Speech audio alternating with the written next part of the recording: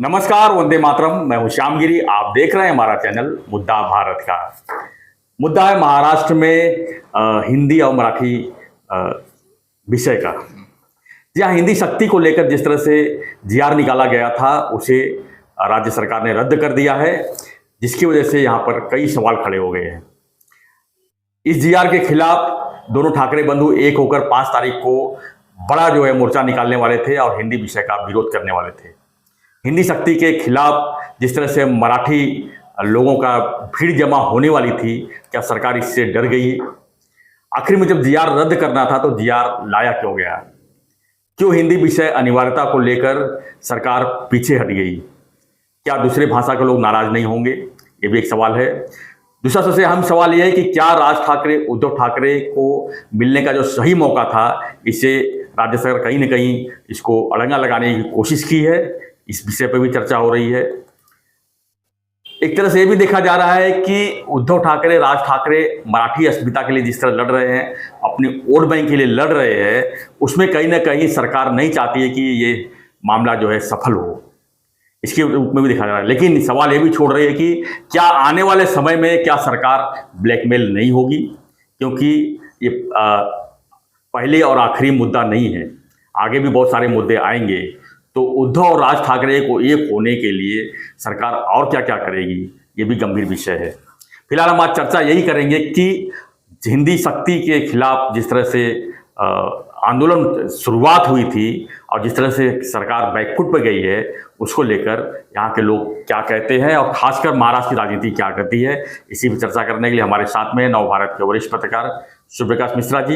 हम इनसे जानने की कोशिश करेंगे कि अधिवेशन भी शुरू हो गया है, वहाँ पर जो विधायक हैं, मंत्री हैं, सभी विपक्ष के लोग मी मराठी का टोपी पहन के आए हैं, यानी ये जताने की कोशिश कर रहे हैं कि मराठी एकजुटता अब नहीं तो कभी नहीं। तो सवाल ये भी उठता है कि जो सरकार में मंत्री हैं, सरकार में जो मुख्यमंत्री है, क्या ये मराठी नहीं है? सवाल काफ़ी गंभीर है, राजनीति भी काफ़ी गंभीर है। सर, आप क्या सोचते हैं इस विषय पर? देखिए, आपने जैसे शक्ति की बात की, हिंदी शक्ति, ऐसा कोई विषय नहीं है कि हिंदी शक्ति हुई है। देखिए, हिंदी जो है सभी जानते हैं हमारी राष्ट्रभाषा है, भले उसको उस तरह के संवैधानिक रूप से स्वीकार राजभाषा है। देश में 140 करोड़ की आबादी में 80% से ज़्यादा लोग हिंदी पढ़ते समझते हैं। रही महाराष्ट्र की बात, नहीं है ये NEP जो नेशनल एजुकेशन पॉलिसी के तहत त्रिसूत्री भाषा को लेकर बच्चों को पढ़ाए जाने को लेकर निर्णय लिया गया, उसके अनुसार सभी राज्यों को, ये 2 राज्य ऐसे रहे, तमिलनाडु ने उसको और दूसरा राज्य महाराष्ट्र। जहाँ तक महाराष्ट्र की बात है, महाराष्ट्र में हिंदी का तो विरोध एक होना ही नहीं चाहिए, क्योंकि महाराष्ट्र की 10-12 करोड़ आबादी में से 10 करोड़ से ज़्यादा लोग हिंदी पढ़ते और समझते हैं सारी चीज़ें। ये जो उद्धव ठाकरे या राज ठाकरे या और कोई दल हो, ये मराठी के नाम पर, भाषा के नाम पर, ये राजनीति के अलावा उन्होंने कुछ नहीं किया है। और राजनीति की देखिए बहुत सवाल हैं इसमें कि मराठी भाषी या मराठी लोगों के लिए आपने क्या किया जो इस तरह से भाषा को लेकर सवाल उठाते हैं। हाँ, रही बच्चों की बात, तो हम तो पहले से ही ये स्वीकार करते रहे हैं, काफी विद्वान भी करते रहे हैं मराठी के, कि भाई 3 भाषाएं बच्चों पे शुरू से ही नहीं लादी जानी चाहिए। तो लेकिन अब केंद्र सरकार की NEP को लागू करना था, इसलिए मुख्यमंत्री ने उसको लागू करने की घोषणा की, फिर पीछे हटे।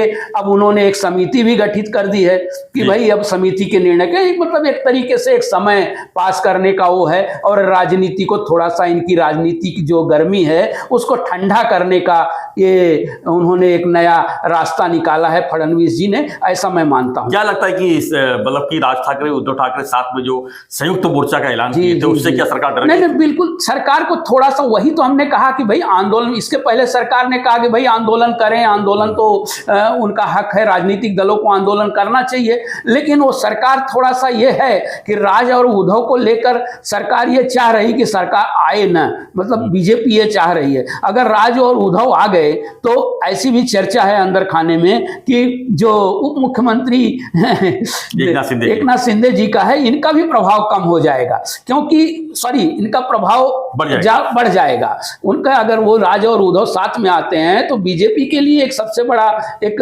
संगी साथी जो हैं, सबसे बड़े महत्वपूर्ण साथी हो एक नाथ शिंदे जी हैं। और एक नाथ शिंदे जी वाकई में, एक नाथ शिंदे जी ने पूरा यूबीटी के सारे नगर सेवकों को अपने पाले में ले लिया है, मनसे को समाप्त कर दिया। यहाँ देखिए आप कल्याण महापालिका, कल्याण विधानसभा का चुनाव हुआ, एकमात्र मनसे का नगर सेवक था, उसको भी विधायक था, उसको भी उन्होंने ले लिया। तो उससे खार खाए हुए हैं। वो चाहते हैं, उद्धव ठाकरे और मनसे चाह रही है, जैसे कल्याण में, थाने में चाह रहे हैं कि उनका अस्तित्व बचा रहे। ये केवल अपने अस्तित्व की लड़ाई लड़ रहे हैं, मनसे हो या यूबीटी हो। अस्तित्व की लड़ाई में मिश्रा जी हम पूछ रहे हैं कि इस अस्तित्व की लड़ाई में मराठी भाषी लोग क्या समझते हैं? क्या उनको लगता है कि हमें इस्तेमाल करने के लिए कि मुद्दा उठाया गया है, या सही में आज जरूरत है? ये मराठी भाषी समझते हैं। देखिए मराठी जो है हमारी राष्ट्रभाषा या हमारी मातृभाषा जो है वो बहुत एक तरीके के भावनात्मक होता है। निश्चित रूप से मराठी हमारी मातृभाषा है, यहाँ महाराष्ट्र की मातृभाषा है, और निश्चित रूप से उसका जो है संवर्धन संरक्षण बिल्कुल होना ही चाहिए, और वो अपने तरीके से हो भी रहा है। और उसको लेकर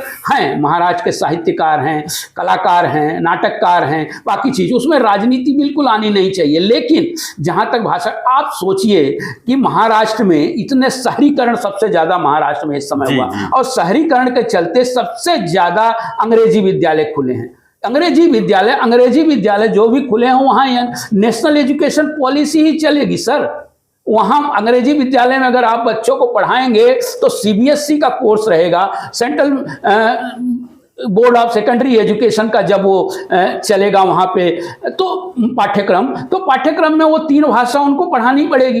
अब ठीक है आप ऐच्छिक बनाइए, 5वीं से हिंदी चली रही थी, हिंदी कोई विषय नहीं है, हिंदी बाकायदे चल रही थी, 5वीं कक्षा से लोग पढ़ रहे थे, आज भी चलेगी, आज भी वो चल रही है जूनियर केजी से।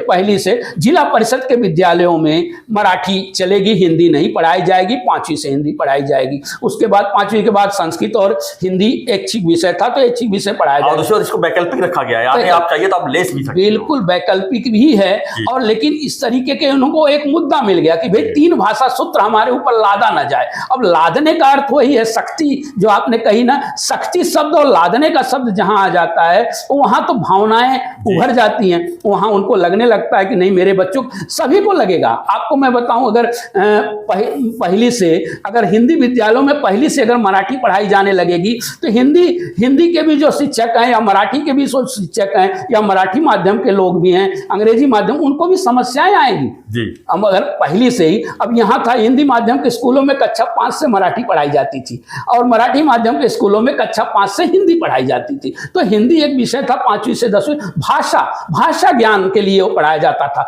क्योंकि भाषा एक अलग चीज है, माध्यम अलग चीज है कि किस माध्यम में पढ़ाया जाए। माध्यम अलग है और भाषा का ज्ञान अलग है। भाषा का ज्ञान बच्चों को मिलता ही था महाराज, इसलिए मैं बोल रहा हूं 10 करोड़ से ज्यादा, तमिलनाडु को छोड़ दीजिए, कुछ आंध्रा को, कुछ क्षेत्रों को छोड़ दीजिए, कि हिंदी ऐसी भाषा है जो अधिकांश लोगों को समझ में आती है, वो बोलते हैं, समझते हैं। वो बोलचाल और समझने के लिए था, अंग्रेजी उसका कोई व्यापारिक उस तरह का उपयोग नहीं होने वाला था, समझ का। अब यहां तक बताइए, पूला देश पांडे जैसे जो महाराष्ट्र के सबसे बड़े पुरोधा रहे साहित्य के, नाटक के, उन्होंने कहा कि भाई जो अपनी भाषा से प्यार करता है वो दूसरी भाषा से ही प्यार करता है। तो नफरत कैसे आप हिंदी से कर सकते हैं? आप कैसे कह सकते थे मैंने हिंदी को दबा दिया, हिंदी को जीत लिया? ऐसा कुछ नहीं है, ये राजनीतिक बयानबाजी है। और ये दोनों भाई हो या यूबीटी हो या कांग्रेस भी हो या बीजेपी के भी हो, ये केवल राजनीति। वो बीजेपी को भी लगा कि हो सकता है ये मुद्दा जो है मराठी भाषियों के भावनात्मक मुद्दा है, इसलिए इसको किया जाए, लिए बैकफुट पर आ गए फडणवीस जी और उन्होंने कह दिया। कल फडणवीस जी का एक वीडियो बहुत वायरल हो रहा था सोशल मीडिया पर, उन्होंने कहा, सीधा सीधा कहा कि शिवसेना हो चाहे मनसे, और उन्होंने मुंबई में जो है मराठी लोगों के लिए किया गया। आज 18% से कम लोग जो है मराठी रह गए हैं। तो इनको जो है यहाँ से गिरगांव हो चाहे दादर हो, चाहे कल्ला हो, घर बेच के भागने के लिए मजबूर किसने किया? बिल्कुल सही। और बीजेपी ने ये भी दावा किया है कि हमने तो जहां जहां मेट्रो बन रहे थे, जहां जहां से पुनर्वसन की बात थी, तो हम वहीं पर बसाने का काम किया गया। नहीं, ये राजनीति तो देखिए ये चल ही रही है, और राजनीति, आप सही बात है, उस देखने में आया है। आप बताइए बीएमसी के कितने ठेकेदार मराठी हैं? बीएमसी में इतने दिनों तक उनकी सत्ता रही, कितने ठेकेदार, ऐसा कुछ नहीं है। केवल राजनीतिक दुकान चलाने के लिए उन्होंने किया है।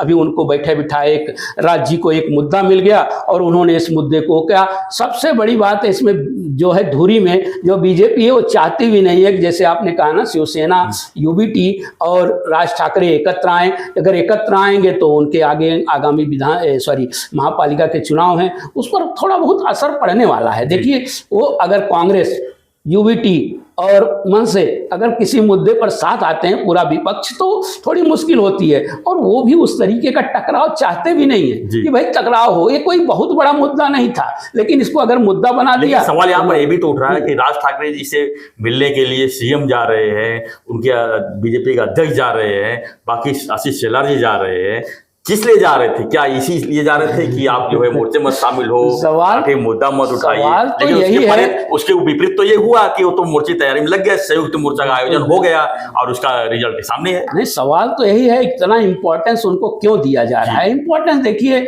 ठीक है, अच्छी बात है, विपक्ष को भी मौका मिलना चाहिए लोकतंत्र में, लेकिन वो जरूरत से ज्यादा उसमें राजनीति नजर आती है। क्या देख रहे हैं सर, उद्धव ठाकरे और राज ठाकरे एक साथ क्या फिर किसी मुद्दे पर आकर, फिर चुनावी मुद्दे पर आकर क्या एक साथ होने की ये संभावना बन रही है? क्या दोनों को लग रहा है कि ये सही बात है कि आज मराठी वोट बैंक अगर इकट्ठा करना है तो अगर हम साथ में आएंगे तो बाकी लोग टूट के हमारे साथ में आ जाएंगे, ऐसा लगता है आपको? लेकिन देखिए आप, ये चीजें बहुत बार आई हैं, पिछले विधानसभा चुनाव में, पिछले लोकसभा चुनाव में, इवन महानगर पालिका चुनाव में गाहे बगाहे तो चलती रही हैं कि राज और उद्धव को एक साथ आना चाहिए ताकि मराठी वोटों का बंटवारा जो है रोका जा सके। लेकिन अब वो स्थिति नहीं है। मुंबई में, थाने में, एमएमआर में जो मराठी वोट हैं उनको हो रहा है। बाकी आप पश्चिम महाराष्ट्र में उसका कोई असर नहीं पड़ने वाला है, विदर्भ में कोई असर नहीं पड़ने वाला है, मराठवाड़ा में इसका कोई असर नहीं पड़ने वाला है। वहां के मुद्दे अलग अलग हैं। ये मुंबई मुद्दा, मुंबई में थोड़ा सा मराठी वासियों का मुद्दा इसलिए होता है कि परप्रांतीय बड़ी संख्या में है यहाँ पे, उनके ये अपने कामकाज के जरिए। अगर मुंबई में साथ में आ भी जाते हैं तो 18% वोट बैंक है मराठी जी, बाकी तो नहीं 18% नहीं है, 18% तो कहा जा रहा है, लेकिन 30-32% अभी भी 30-32 से 35% मराठीवासी मुंबई में रहते हैं। उनको बिल्कुल दरकिनार बिल्कुल नहीं किया जा सकता। मुंबई या महाराष्ट्र मराठी वासियों की है। हाँ। दोनों भाई साथ में आने से वो पूरी वोट बैंक इनकी तरफ आ जाए? नहीं, मुझे तो नहीं लगता कि मराठी भाषी केवल इस मुद्दे पर कि केवल मराठी भाषा को लेकर या मराठी को लेकर ये लड़ाई लड़ रहे हैं, इससे एक और उससे कोई बहुत ज़्यादा मुझे लाभ नज़र नहीं आता। क्योंकि मराठी भाषी शिवसेना के साथ भी हैं, एकनाथ शिंदे जी के पास हैं, मराठी भाषी बीजेपी के साथ भी हैं, मराठी भाषी जो हैं और आरपीआई की बहुत पार्टियां हैं, उनके एनसीपी है, तो कमोबेश सब जगह हैं और हर तरह के लोग हैं। अब ये है, इन मुद्दों पे थोड़ा सा ध्रुवीकरण की ये कोशिश करते हैं। मराठी मुद्दे पर मुद्दा है ना उनका, वो मूल मुद्दा है, उस मुद्दे पर ही उनकी स्थापना हुई है, चाहे यूबीपी रही हो चाहे मनसे रही। तो उस मुद्दे पर वो ध्रुवीकरण की जब कोशिश करते हैं तो उनको लगता है कि लोगों को लगता है हो सकता है इसमें एकत्र आ जाए। लेकिन अब वो स्थिति नहीं रही, अब वो चीज़ें नहीं रही। मराठीवासी बहुत सजग हो चुका है, सुलभ हो चुका है, वो जानता है मराठी यहाँ नहीं पूरे विदेशों में मराठी भाषी। आप देखिए ना, बहुत बड़ी संख्या में मराठी भाषी, मराठी उद्यमी जो है विदेशों में हैं, उद्यमी हैं, काम कर रहे हैं। आप देख लीजिए, बहुत सारे ऐसे विद्वान हैं या कलाकार हैं जो मराठी हिंदी दोनों